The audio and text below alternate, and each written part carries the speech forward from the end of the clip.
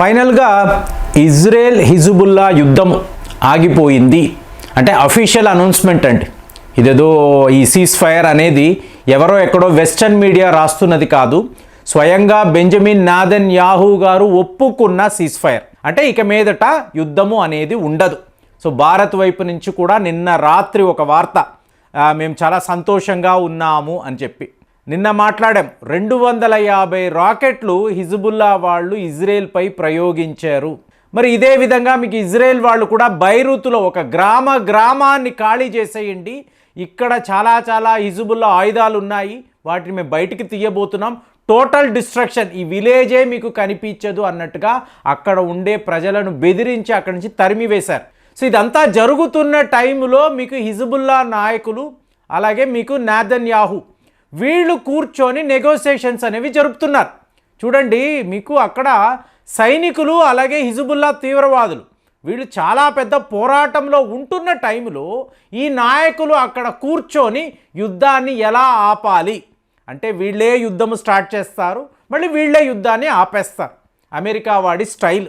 So మీకు జో బైడెన్ని చూశారు అనుకోండి, ఇజ్రాయెల్ నువ్వు ఇరాన్ పైన దాడులు చేసినా వాళ్ళ న్యూక్లియర్ సైట్స్ మీద నువ్వు అటాక్స్ చేస్తే నీ మీద చాలా పెద్ద లెవెల్లో యాక్షన్ తీసుకుంటాము అంటాడు. నెక్స్ట్ డే ఏమంటాడు, ఇజ్రాయెల్ యుద్ధము కోసము ఇంతంత డబ్బు మేము పంపిస్తున్నాము అంటారు. సో ఈ హిపోక్రసీ అనేది ఎప్పుడూ కూడా ఈ వెస్టర్న్ వరల్డ్లో ఉండే ఒక వ్యవహారం. మరి లాస్ట్ అక్టోబర్ 7వ తారీఖు నుంచి జరుగుతున్న యుద్ధము సడన్గా ఇలా ఎందుకంటే ఆగిపోతుంది? సో బెంజమిన్ నెతన్యాహు గారు 3 కారణాలు చెప్తున్నారు. అనేమంటున్నారు అంటే ఇరాన్ యొక్క ఎస్కలేషన్. ఇరాన్ మీకు రేపు కోపము వచ్చి మా మీద వాళ్ళు యుద్ధము ప్రకటించారు అనుకోండి, మేము కూడా చాలా పెద్ద లెవెల్లో దాడులు చేయాలి కదా, అడ్వాన్స్డ్ వెపన్స్ వాడాలి. ఇలాగ ఇది ప్రపంచ యుద్ధానికి దారి తీయవచ్చు. మేము హమాస్ని, హిజ్బుల్లాని, హూదీస్ని మేనేజ్ చేయగలం, కానీ ఇరాన్ డైరెక్ట్గా యుద్ధంలోకి వచ్చినప్పుడు ఇది చాలా పెద్ద ఒక వార్కి దారి తీస్తుంది, ఎస్కలేషన్ అనేది ఉంటుంది కదా. ఇది ఫస్ట్ రీజన్.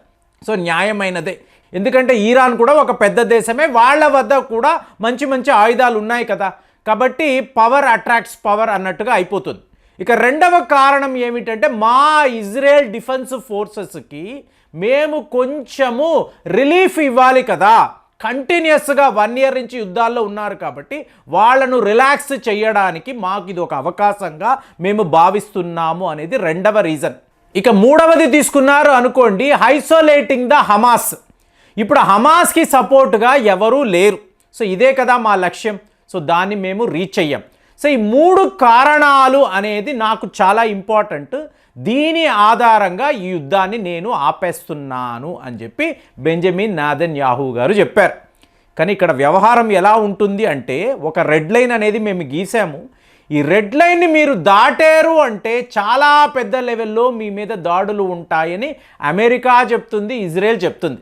మరి రెడ్ లైన్ ఎవరు దాటుతారు అంటే ఏముండదు ఫ్రెండ్స్.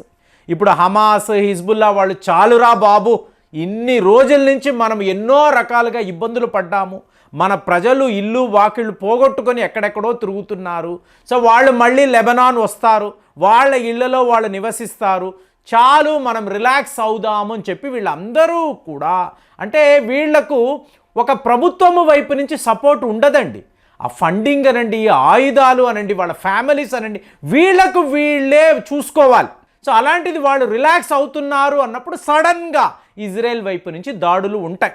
సో దీన్నే కూలింగ్ పీరియడ్ అంటారు. అంటే కొద్దిగా మీకు గ్యాప్ ఇవ్వడము, టైం ఇవ్వడము, చూడడం ఏం జరుగుతుందో, సడన్గా వీళ్ళు అటాక్ చేయడం అనేది ఉంటుంది, కామన్గా ఇది ఉంటుంది. కాబట్టి యుద్ధము అఫీషియల్గా ఆగిపోయింది అని అనుకుంటే పొరపాటే. చెప్తారు ఈ మహానాయకులు, అలాగే మాట్లాడతారు, కానీ వెనక మాత్రం వేరే అజెండా ఉంటుంది. ఇప్పుడు మీరు అజెండా అన్నారు అనుకోండి, బెంజమిన్ నెతన్యాహు గారు యుద్ధంలో సాధించింది ఏమిటి అంటే, మీరు ఒక్కసారి హిట్ లిస్ట్ చూశారనుకోండి, హమాస్ యొక్క టాప్ మోస్ట్ కమాండర్స్ అందరూ కూడా చనిపోయారు. హిజ్బుల్లాలో ఉన్న వాళ్ళందరినీ వీళ్ళు లేపేశారు. ఇరాన్లో ఉండే వాళ్ళ ఇస్లామిక్ రెవల్యూషనరీ గాడ్స్ కాప్స్ అంటారు చూసారా, అందులో ఉండే ముఖ్యమైన నాయకులు కూడా పోయారు. అంటే ఇజ్రాయెల్ ఏదైతే చెయ్యాలని అనుకుందో ఆ పని క్లియర్గా వాళ్ళు చేశారు. సో మొత్తము చేసేసి ఇవాళ సీజ్ ఫైర్ అంటే ఎస్ మేము ఒప్పుకుంటున్నాము. ఇక్కడ ఇంకొక అతి ముఖ్యమైన విషయాన్ని మీరు గమనించారో లేదో, రష్యా యుద్ధము మీకు క్లైమాక్స్లోకి రావడానికి ముందే ఇక్కడ ఇజ్రాయెల్ హిజ్బుల్లా యుద్ధము మీకు ఆగిపోయింది.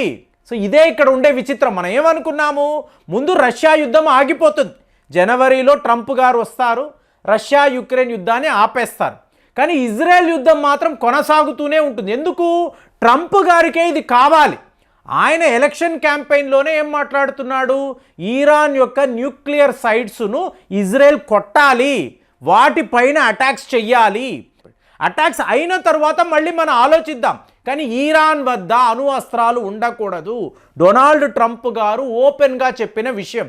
అలాంటిది ఇవాళ ఆయన అధికారంలోకి వచ్చిన వెంటనే ఫస్ట్ పని ఇజ్రాయెల్కి ఇదే చెప్తాడు, వెళ్ళు ముందు ఇరాన్పై దాడులు చెయ్యని చెప్తాడు. అలాంటిది డొనాల్డ్ ట్రంప్ రావడానికి ముందే ఇజ్రాయెల్ మీకు హిజ్బుల్లా యుద్ధం ఆగిపోయిందంటే ఇదంతా కూడా జో బైడెన్ గారు డొనాల్డ్ ట్రంప్ మీద పగ తీర్చుకుంటున్నాడు. అక్కడ ఏమో రష్యా యుద్ధాన్ని కొనసాగించండి అంటున్నాడు, ఇక్కడ ఏమో ఇజ్రాయెల్ హిజ్బుల్లా యుద్ధాన్ని ఆపేయండి అంటున్నాడు. అంటే ఇప్పుడు ఆయనకు పవర్ ఉంది కదా, ఇంకొక 50 రోజుల పాటు ఉంటాడు కదా, ఇంతలో ఇన్ని డ్రామాలు. కానీ మీకు ప్రపంచ స్థాయిలో చూశారు అనుకోండి, యూదుల పట్ల విపరీతమైన వ్యతిరేకత పెరుగుతుంది. ఎంతమంది ఎన్ని చెప్పినా ఫైనల్గా ఇంటర్నేషనల్ క్రిమినల్ కోర్టు కూడా నాదన్యాహు పైన అరెస్ట్ వారెంట్ ఇచ్చి ఉన్నారు. అలాంటిది ఇప్పుడు కూడా ఆపకపోతే ఈ వ్యక్తి ఎవరి మాట వినడు.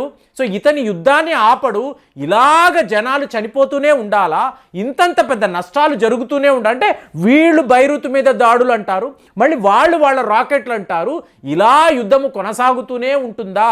చూడండి, నిన్నటికి నిన్న నాదన్యాహు చెప్తున్నారు, సో ఇవాళ వరకు మేము ఈ డేటా విడుదల చేయలేదు, 9,000 ఇజ్రాయెల్ బిల్డింగ్స్ కూలిపోయాయి, 7,000 వాహనాలు ధ్వంసమయ్యాయి. ఎందుకు?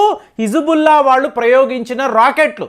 మనకు వెస్టర్న్ మీడియా ఎక్కడా చెప్పలేదు అక్కడక్కడ పడ్డాయండి, ఎటువంటి ప్రాణ నష్టము జరగలేదు, ఎటువంటి ఆస్తి నష్టము జరగలేదని చెప్తున్నారు. కానీ ఇవాళ ఇజ్రాయెల్ వాళ్ళు ఏమంటున్నారు, 9,000 బిల్డింగ్స్, 7,000 వెహికల్స్.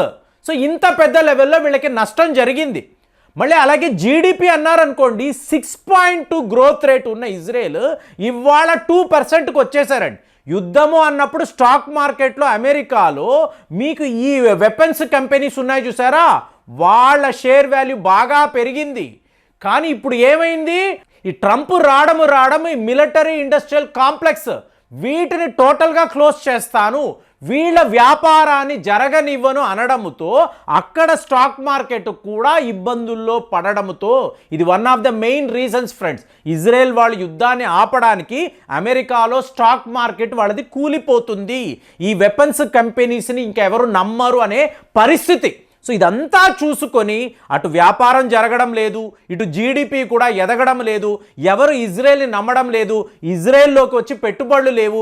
ఇజ్రాయెల్ భారత్ లాంటి దేశముతో కలిసి జాయింట్ వెంచర్స్ నిర్వహించాలన్నా కూడా ఇరాన్కి కోపం వస్తుంది కదా అని చెప్పి కొత్త ప్రాజెక్టులు ఏవి కూడా భారత్ మొదలు పెట్టడం లేదు. ఓవరాల్గా చూసారు అనుకోండి, మీకు ఎకనామిక్స్ అనేది ఇక్కడ ఒక మెయిన్ ఫ్యాక్టర్గా ఉంది. హిజ్బుల్లా వాళ్ళకి ఇవేం ఉండవు, వాళ్ళకి ఎక్కడి నుంచో ఫండింగ్ వస్తుంది, రాకెట్లు వేస్తూనే ఉంటారు. కానీ ఇజ్రాయెల్ అనేది ఒక దేశము, సో ఇక్కడ ఒక ఆర్థిక వ్యవస్థ ఉంటుంది, డిఫెన్స్ ఫోర్సెస్ ఉంటాయి. సో ఇదంతా గమనించి తమ లక్ష్యాన్ని వాళ్ళు రీచ్ అయిపోయారండి. గాజాలో బోల్డ్ అన్ని ప్రాంతాలు ఇవాళ ఇజ్రాయెల్ వాళ్ళ చేతుల్లో ఉన్నప్పుడు యుద్ధాన్ని ఆపేస్తే all advantage to Israel, all advantage to Benjamin Netanyahu. ఇదే మన ఫైనల్ కన్క్లూషన్. కాబట్టే యుద్ధం ఆగింది అనేది నా అభిప్రాయం. మరి మీకు వచ్చిన రిపోర్టు మీరు ఈ విషయంలో ఏం ఆలోచిస్తున్నారు? కామెంట్స్లో రాయండి. మళ్ళీ వచ్చే వీడియోలో కలుద్దాం. జై హింద్.